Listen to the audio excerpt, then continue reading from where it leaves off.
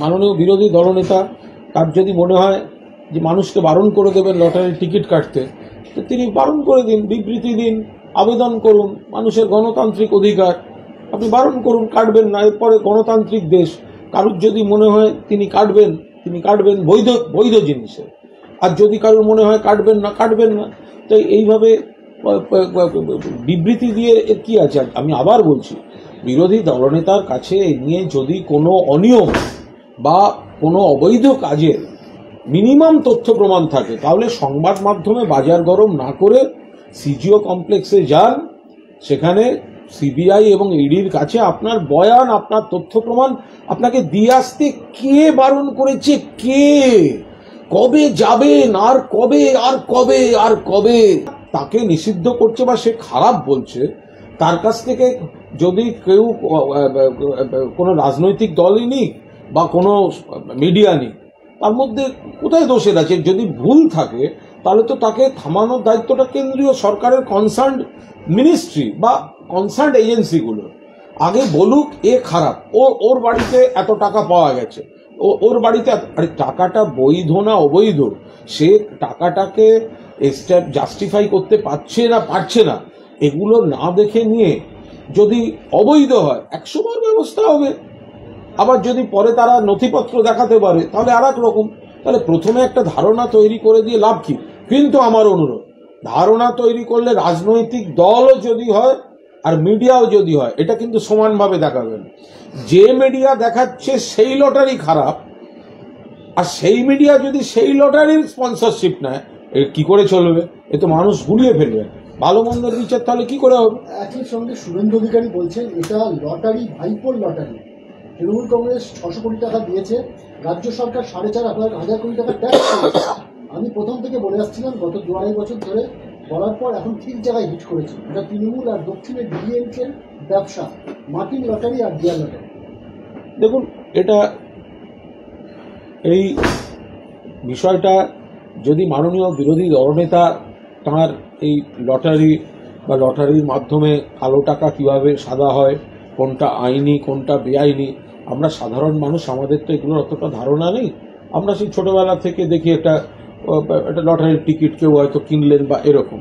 এখন এর পেছনে যে কত কালো টাকা সাদা টাকার, এ ব্যাপারে বিরোধী দলনেতার যখন এত একটা অগাধ জ্ঞান রয়েছে যে কালো টাকা কিভাবে লটারিতে সাদা হয়, কিভাবে লটারিকে সামনে রেখে এই হয়, তো এটা বিরোধী দলনেতা শুধু সংবাদ মাধ্যমকে না বলে তিনি তাদের দলের এজেন্সি, ইডি সিবিআই সব তাদের দলের, তো ফলে তিনি সরাসরি সেখানে গিয়ে তার বয়ান লিপিবদ্ধ করুন। তিনি কারণে অকারণে এই বাজার গরমটা করছেন কেন? আর যদি বাজার গরমই করবেন তাহলে তার নিজের দলের নির্বাচনী তহবিলে কোন কোন কোম্পানির টাকা আছে, আপনি নিজের বেলা আঁটি সুটি, পরের বেলা দাঁত কপাটি, এ কি করে হবে? বলছি, যে কোর কমিটির বৈঠক ইতিমধ্যে শুরু হয়েছে বীরভূমে, একটা মূল চ্যালেঞ্জ যে অনুব্রত এবং কাজল আপনার দলের দুই পারফর্মার, এদের মধ্যে সমন্বয় স্থাপন করা যাবে কিনা। চ্যালেঞ্জ নিয়ে আপনারা যে এত মাথা ঘামাচ্ছেন, এটা দেখে আমরা অত্যন্ত আনন্দ পাচ্ছি। আমাদের কাছে এটা আলাদা করে কোনো চ্যালেঞ্জের বিষয় না। এটা একটা দল, একটা পরিবার, মাথার উপর মমতা বন্দ্যোপাধ্যায় মাননীয় মুখ্যমন্ত্রী রয়েছেন। ফলে বীরভূমে যে সময়টা কিছুদিন আগে বীরভূম তৃণমূলের ঘাঁটি ছিল, পরবর্তীকালে তাকে টার্গেট করে বিজেপি এজেন্সি দিয়ে নানা কাণ্ড কারখানা করলো, বাংলায় নয় তিহারে নিয়ে গিয়ে রাখবো, এত কিছু করলো। তো সেই সময়টা তো কোর কমিটি খুব ভালো কাজ করেছে এবং কোনো রকম বিতর্ক ছাড়া দুটো লোকসভা আসনে দুটোই জিতে এনেছে। তারপর আবার এখন জামিন ইত্যাদির পর সবাই একসঙ্গে মিলে কাজ করছেন, তো ভালো। এর মধ্যে আপনারা বলছেন তৃণমূলের কাছে চ্যালেঞ্জ, অমুক তমুক, কিছুই না। একই পরিবারের সবাই একসঙ্গে বসে আলোচনা করছেন দলের স্বার্থে। কিন্তু এটা দিয়ে একটা জিনিস হয়েছে, একসময় বীরভূম জেলায় অনুব্রত মণ্ডল বনাম দুধকুমার মণ্ডল নিয়ে আমরা আলোচনা করছি, এত আলোচনাটাই তৃণমূল এবং তৃণমূল নিয়ে না, গোটা জিনিসটা একটাই হয়েছে। আপনার চ্যানেল লোকসভার আগে বীরভূম নিয়ে এত মাথা ঘামাবার পর দুটোতেই বিজেপিকে আপনারা জেতাতে পারেননি, দুটোতেই তৃণমূল কংগ্রেস জিতেছে, এইটাই একমাত্র ঘটেছে। বাকিটা আপনারা কি কি তৈরি করেছেন, নিজেরাই প্রশ্ন করেছেন, নিজেরাই উত্তর দিয়েছেন, সেটা আপনাদের হেডে। আমরা শুধু দেখেছি তৃণমূলের 2টি লোকসভার আসন ছিল, এখনো তৃণমূল আবার 2টি লোকসভা আসনে জিতেছে। একটা সময় বীরভূমে বিজেপি বনাম তৃণমূল বনাম বিজেপি নিয়ে আলোচনা হবে। এখন কাজল তৃণমূল, অনুব্রত তৃণমূল, এইটা নিয়েই আলোচনায় রয়েছে। সেটা আপনাদের টক শো এর বিষয়, সেটা নিয়ে আমরা কি করে বলবো? এখন আপনারা যদি খুঁজে খুঁজে বার করেন তো আপনাদের, আমাদের কাছে ওখানে বনাম বলে কিছু নেই, আমাদের কাছে ওখানে সবটাই এবং, আমাদের কাছে হচ্ছে উনি এবং উনি এবং উনি সবাই যুক্ত হয়ে কাজ করছে। আপনাদের টকশোর স্বার্থে, উত্তেজনা বাড়ানোর স্বার্থে, টিআরপির স্বার্থে আপনারা বনাম শব্দটা ব্যবহার করেছেন। আমরা এবংয়ে চলেছি, ভোটের রেজাল্ট পেয়েছি, মিটে গেছে। শুভেন্দু আরেকটি কথা বলেছেন একই প্রসঙ্গে, তিনি বলছেন যে 2021 সালের আগে বিহার লটারির সাথে চেন্নাইতে আপনাদের নাকি চুক্তি হয়েছিল। অভিষেক বন্দ্যোপাধ্যায় আইপ্যাক এই চুক্তি করে দিয়েছিল এবং আজকে এই পরিস্থিতি দাঁড়িয়েছে যে একজন মানুষ 300 টাকা রোজগার করলে 200 টাকা তার লটারির পিছনে শুধু লটারি কাটতে চলে যাচ্ছে। বারণ করে দিক, যাবে না।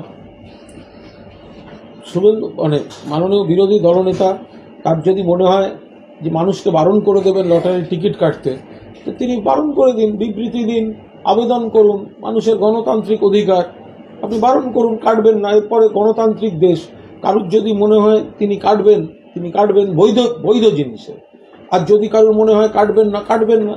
তো এইভাবে বিবৃতি দিয়ে এর কি আছে? আমি আবার বলছি, বিরোধী দলনেতার কাছে এ নিয়ে যদি কোনো অনিয়ম বা কোনো অবৈধ কাজের মিনিমাম তথ্য প্রমাণ থাকে, তাহলে সংবাদ মাধ্যমে বাজার গরম না করে সিজিও কমপ্লেক্সে যান, সেখানে সিবিআই এবং ইডির কাছে আপনার বয়ান, আপনার তথ্য প্রমাণ আপনাকে দিয়ে আসতে কে বারণ করেছে?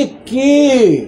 কবে যাবেন? আর কবে শুভেন্দুর হাতে তথ্য প্রমাণ সিবিআইতে পৌঁছে যাবে? আর কবে? শুধু মিডিয়ায় বাজার গরম করলে হবে?